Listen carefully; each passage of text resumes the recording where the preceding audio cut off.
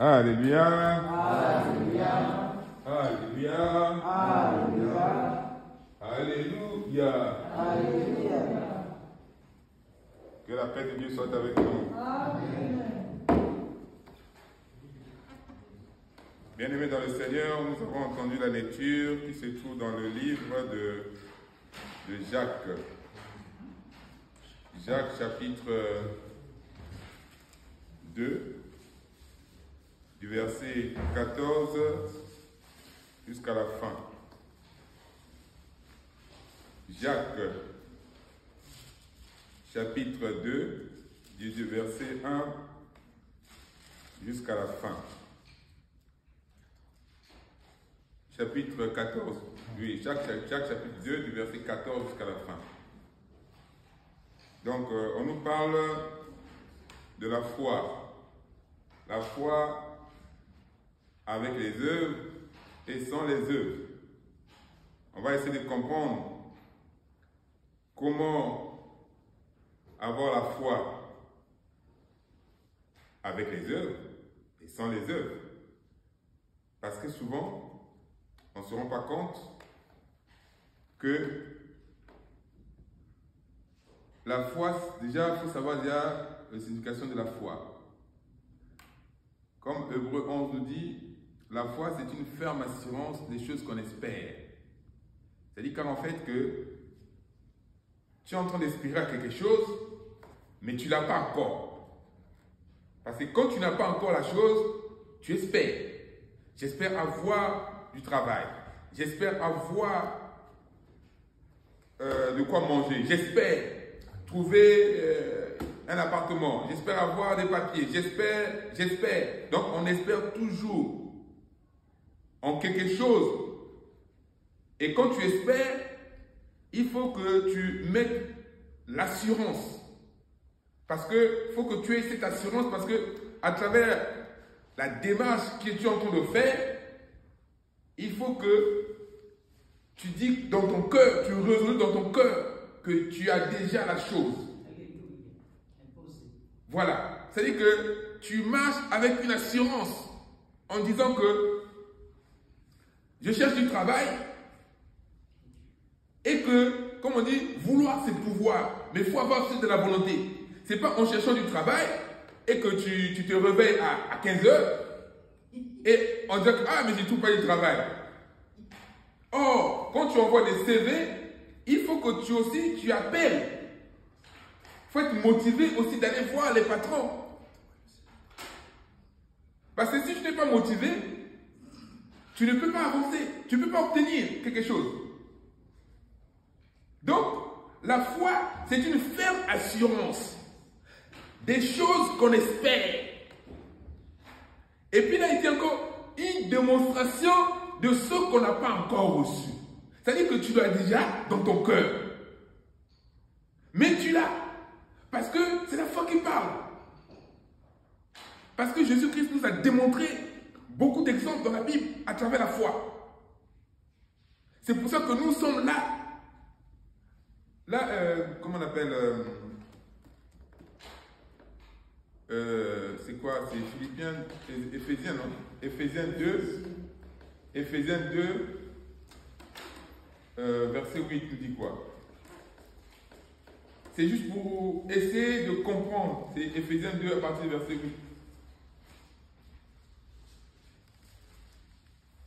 Éphésiens 2 à partir du verset 8. On n'a pas beaucoup de temps. Car c'est par la grâce. Suivez bien. C'est par la grâce que nous sommes sauvés. C'est par la grâce que nous sommes sauvés. Aujourd'hui, si nous sommes sauvés, c'est par la grâce. Parce que Moïse est venu avec les lois, mais Jésus-Christ est venu avec la grâce et la vérité. Donc la parole nous dit, car c'est par la grâce que nous sommes sauvés, mais par le moyen de la foi. C'est pas ça qui est marqué? C'est ça. Par le moyen de la foi. Parce qu'il faut qu'il y ait toujours quelque chose qui fait en sorte. Parce que sans la foi, tu ne peux pas être, c'est-à-dire que tu ne peux pas vraiment être sauvé correctement. Par le moyen de la foi. Oui, la suite dit quoi? Et cela ne vient pas de vous. Oui. C'est le don de Dieu. Cela ne vient pas de nous, mais c'est le don de Dieu. Car c'est par la grâce que nous sommes sauvés, par le moyen de la foi. Mais cela ne vient pas de nous, mais c'est un don que Dieu a mis à tout un chacun. Donc, à travers la situation que tu es en train de vivre actuellement, si tu es conscient que tu passes des moments très difficiles, si tu es conscient que tu as un projet en vue, mais là, c'est là où tu vas mettre ta foi en action. Jésus a dit à ses disciples, mais comment ça se fait que cet enfant, on n'arrive pas à le guérir, à guérir cet enfant? Jésus a dit que l'homme de peu de foi. Cet démon, il faut le délivrer à travers la prière et le jeûne, parce que vous n'avez pas assez de foi. Mais aujourd'hui, Jacques nous parle à travers la foi et les œuvres. Parce que souvent on confond. On fait les œuvres. Tu es en train de faire les œuvres par intérêt. Tu es en train de faire des choses, quand tu vois quelqu'un en train de faire quelque chose, tu s'y mets. Quand tu vois du monde, c'est là où tu commences à balayer. Quand tu vois du monde, c'est là où tu vas montrer ta bonté. Oui, moi aussi je fais dans la maison de Dieu. Mais au fond, ton cœur n'y est pas. Parce que vie des gens, tu veux montrer. Ce n'est pas ce que le Seigneur me demande. On prend l'exemple de la prostituée qu'on a parlé dans la Bible. Ah. Elle, qu'est-ce qu'elle a fait? Quand l'Éternel envoie Josué pour exploiter le pays, mais le roi de ce pays, qu'est-ce qu'il dit? Il dit non, ces gens-là, il faut qu'on les tue. Mais elle, la prostituée. Et pourtant, c'est une péchereuse. Mais regardez l'acte qu'elle avait commis. L'acte qu'elle a fait pour sauver les hommes de Dieu. Et cet acte-là, ça dit que c'est quelque chose de profond. C'est une œuvre. Et ça dit qu'il a fait l'œuvre et puis il a mis aussi les actes.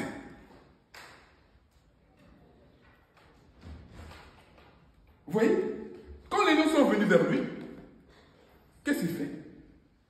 Il cache ses parents. Et puis, il reçoit les hommes de Dieu. Et quand les gens de ce pays viennent pour chercher ces hommes-là, il dit non, il les a fait monter sur le trône.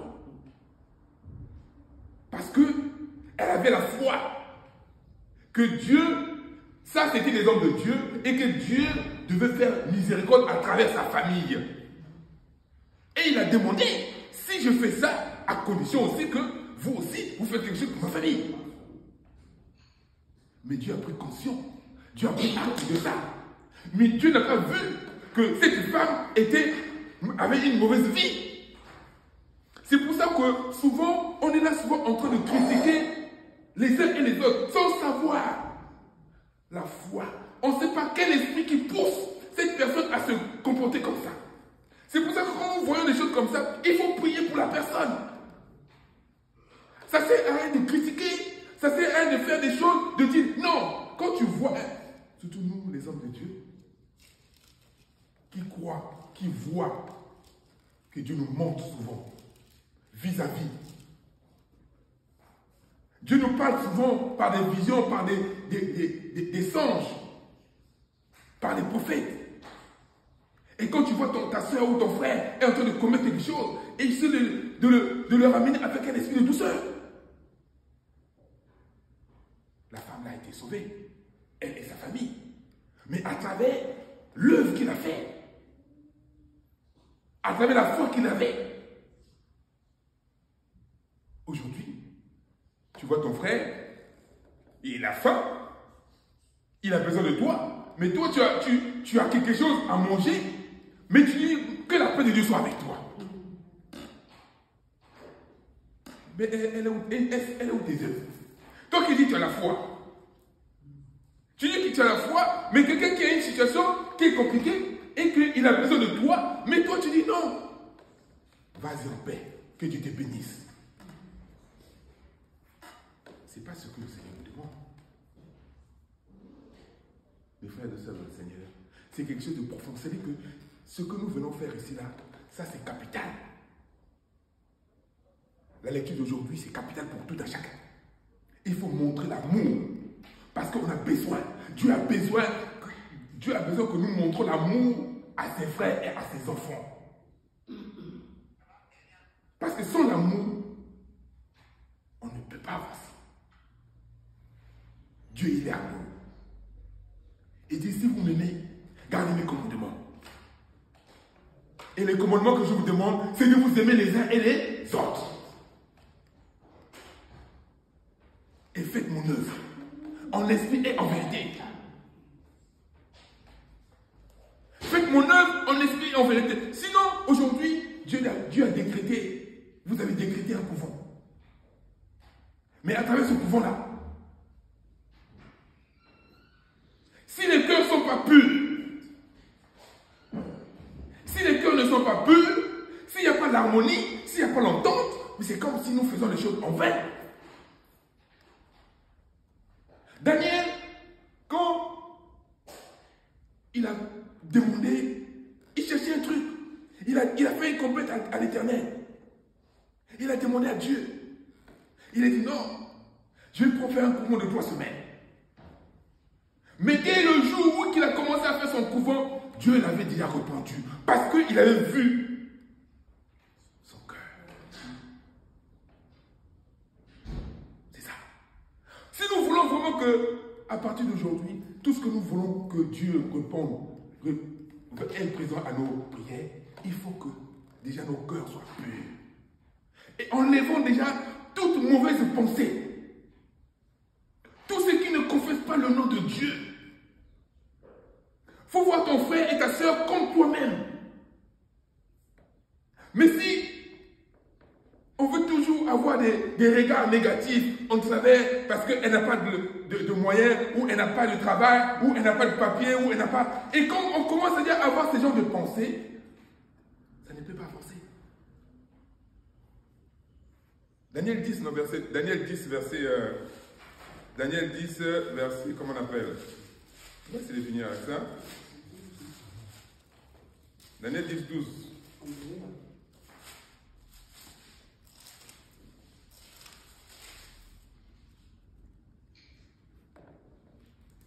Daniel 10, 12. Il me dit, Oui. Daniel ne craint rien, car Oui. dès le premier jour où tu as eu à cœur de comprendre, dès le premier jour, tu as eu à cœur de comprendre. Parce qu'aujourd'hui, vous avez décrété quelque chose de très important. Vous, les prophètes et les visionnaires et les songeurs. Donc aujourd'hui, Dieu vous dit aujourd'hui, dès l'heure que vous avez pris cet engagement, dès que vous avez eu le cœur à s'humilier vers moi, oui. et de t'humilier devant Dieu, Oui. tes paroles ont été entendues. Vos paroles sont déjà entendues vers Dieu. Dieu a déjà écouté vos paroles. Dieu a déjà écouté vos paroles. Mais à condition, si vous voulez que ça ne fonctionne très bien, il faut que vous mettez maintenant votre foi en action. En disant que Seigneur, c'est toi qui as décrété cette couvent pour nous. Et c'est à cause de tes paroles que je viens. Oui. Continue. Le chef du royaume de Perse Le chef du royaume de Perse, oui, fait quoi? m'a résisté 21 jours. Vous voyez que dès qu'il a commencé à gêner, à prier, à commencer à demander ce que lui, il voulait. Parce que Dieu avait déjà écouté sa parole. Mais l'ange était en train de venir pour lui donner son message. L'ange est venu pour lui donner son message en lui disant que Daniel, en fonction de ce que tu as demandé, mais il s'avère que quand l'ange arrive, il y a le chef du royaume de Perse, le malin, lui il barre la route à l'ange pour que l'ange ne donne pas le message à Daniel pendant 21 jours. C'est pour ça que quand tu décrètes quelque chose, quand tu veux faire quelque chose, pendant cette période-là, qu'il n'y ait pas de disputes, qu'il n'y ait pas de querelles, qu'il n'y ait pas de mauvaises pensées. Parce que le Satan va t'accuser.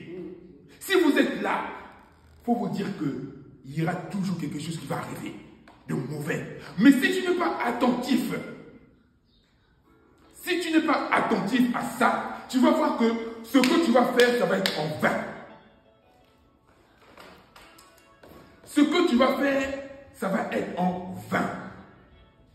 Oui, maman? Mais voici Michael, Oui. l'un des principaux chefs, L'ange Michael, c'est-à-dire qu'il fallait que Dieu envoie l'ange Michael pour délivrer Daniel, pour délivrer l'ange qui venait. Parce que l'ange, comme il était tout seul, il y avait une multitude d'anges qui étaient venus pour lui barrer la route. Mais il fallait qu'on envoie l'ange Michael, oui. est venu à mon secours. Oui. Et je suis demeuré là auprès du roi de Perse. Pendant 21 jours, hein, il avait promis de faire un cours de 21 jours. Donc, dès le premier jour que Dieu avait. Je viens maintenant Oui. pour te faire connaître ce qui doit arriver à ton peuple dans la suite des temps. Que Dieu te bénisse, maman. Amen. C'est juste pour nous faire rappeler que, comme tu prends conscience de faire quelque chose, tu résolues dans ton cœur que moi, je vais faire quelque chose, je vais demander à Dieu, chaque engagement que tu vas prendre, il faut mettre Dieu devant. Et quand tu mets Dieu devant, pendant cette période-là, il faut que tu sois attentif. Parce que il y a toujours l'ennemi qui va vouloir te perturber. Mais l'ennemi passe toujours par quelqu'un qui est avec toi, qui mange tout avec toi. Maintenant, c'est à nous d'être attentifs. Et c'est à partir de là où l'ange, Dieu envoie un autre ange, l'ange Michael, le chef des armées, pour délivrer. Et il vient, il te donne ton message. Et quand il te donne ton message, en disant que dès le premier jour que tu as commencé, moi j'avais déjà exaucé, mais regarde la situation. Donc évitons de se mettre en colère pour un oui, pour un non. Évitons de se frustrer pour un oui, pour un non. C'est très important. Gardons la foi. Si nous voulons vraiment avoir ce que Dieu a promis pour nous, comme on appelle Hébreux 10, on va finir par là. Hébreux 10, 35 nous dit quoi? Hébreux 10, 35 nous dit quoi? N'abandonnez donc pas. Donc, mes frères et sœurs dans le Seigneur, on ne doit plus abandonner notre assurance, notre foi. Il dit, n'abandonnez donc pas votre assurance. C'est-à-dire que l'assurance, c'est la foi. Comme j'ai dit tout à l'heure, l'assurance, c'est la foi. C'est une ferme assurance. Oui, maman? N'abandonnez donc pas votre assurance, Oui. à laquelle est attachée une grande rémunération. Il dit, n'abandonnez donc pas votre foi à laquelle est attachée une grande rémunération. Car nous avons besoin de la persévérance. Donc en fait, il faut que tu persévères. Il faut persévérer à travers la situation que tu vis. À travers la situation qui est en train d'arriver. Ne baissez pas le bras. Ne baissez pas les bras. Parce que souvent, on se dit non, ça fait des années que je demande quelque chose à Dieu. Ça fait longtemps que je ne retourne pas la guérison. Ça fait longtemps, les ennemis m'attaquent. Ça fait longtemps. Non, n'abandonne pas. Regarde devant ton Dieu. N'abandonnez donc pas votre assurance à laquelle est attachée une grande rémunération. Car vous avez besoin de la persévérance. Après avoir fait quoi? Car vous avez besoin de persévérance, Oui. afin qu'après avoir accompli la volonté de Dieu, Vous voyez, vous obteniez ce qui vous est promis. il dit, après avoir accompli la volonté de Dieu. Parce qu'il faut d'abord accomplir la volonté de Dieu. Et vous donne ce qu'il a promis. Et la suite, il dit un peu de temps, c'est ça? Hein? Encore un peu de temps. Encore un peu de temps. Celui qui doit venir viendra. Celui qui doit venir, viendra. Le Seigneur a promis à tout un chacun qu'il va venir. Mais personne ne connaît l'heure et le jour. Donc nous devons toujours être prêts. Si nous voulons avoir cette gloire. Mes frères et sœurs dans le Seigneur, je pense que le temps est arrivé. Que Dieu nous fortifie. Amen. Et qu'il nous donne les moyens nécessaires Amen. pour que nous montrons nos œuvres et la foi. Amen. Parce que les œuvres sans la foi, ça ne fonctionne pas. Si nous voulons vraiment que nous regrettons pas nos nuits de prière, les jeûnes que tu fais, les jeûnes que tu as fait depuis des années, et tous les jours tu stagnes, enlevant tout ce qui est mauvais en nous. Surtout la colère. La colère, c'est pas ce que Dieu nous demande. Et savoir parler aussi aux uns aux autres, c'est très important. Que Dieu bénisse sa parole. Amen. Au nom de Jésus. Amen. Amen. Amen. Au nom de notre Seigneur Jésus-Christ.